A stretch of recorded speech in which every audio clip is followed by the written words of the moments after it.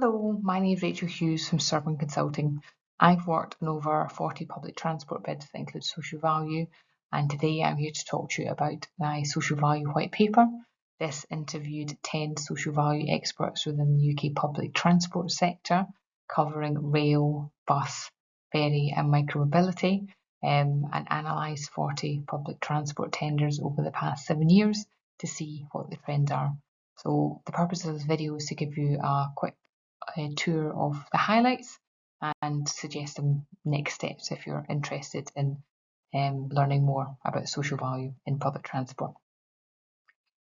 So social value has evolved from a, should we say, a niche consideration to now being around 10% and even sometimes 20% of public transport bid scores. This has been driven by the UK Procurement Act 2023, which came into effect in February 2025, and as of October 2025, it's now a requirement for all UK central government to have 10% of the quality score to be social value.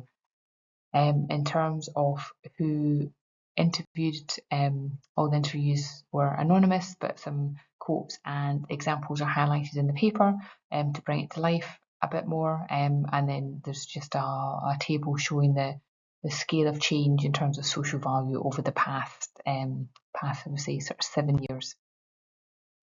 So I think all interviewees agreed that social value had changed, had grown, particularly over the past 5 years. And then in terms of what the common challenges were, in a tight financial environment, and also having consistency across different bids were cited.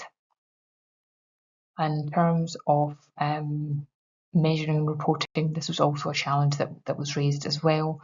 There are different tools on the market, but unfortunately, of the ones I have used, none of these meet the criteria for being easy to use and save time, normally tend to add time. The themes that are receiving the most value are skills and employment, diversity and inclusion, environmental impact driven a lot by net zero targets, and community engagement and wellbeing. What I think my favourite question was the particularly innovative examples of social value that were seen to be used. So skills and jobs came out in terms of outreach schemes. A particular favourite example was employing a homeless person, which a large rail company did and managed to provide them with steady employment going forward and getting them back into housing and steady employment, which is a great news study. Tesco and Waits were highlighted as examples elsewhere outside the public transport industry as examples of good practice. I asked the question about SMEs, as this is a small and medium enterprises. This comes up quite a lot in tenders that I work in. It's always good to get different examples of what could be worked, what could work well. So the insights that were gained were breaking the contract into smaller lots, so that SMEs are able to bid for it, and also providing capacity building and being very clear on communication as well. In terms of advice that the interviewees wanted to give to transport authorities and operators, there was quite a lot. I've broken it down into authorities and also businesses. I think the theme was clarity of questions and consistency, and within an operator is also having leadership, so to lead from the top and have that visibility of social value. And finally, what would social value look like in UK transport sector in 2030?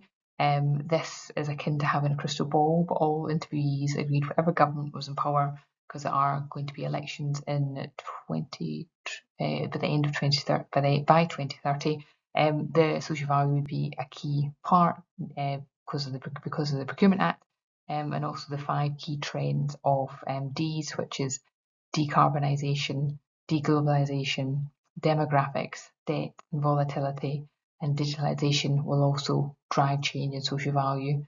Hopefully that will make social value easier to report on, for example with digitalisation, making that easy to report on, and in other cases as well, looking at initiatives such as working with older people in terms of demographics and very much focusing on local schemes as a result of deglobalisation. So there are hopefully some opportunities there. And finally, if you want to have a bit more detail or you wanted to have your own social value audit, please feel free to get in touch and book a slot using the QR code or the Calendly link below. And if you'd like any more information on social value, please go to surbonconsulting.com/downloads. Thank you very much.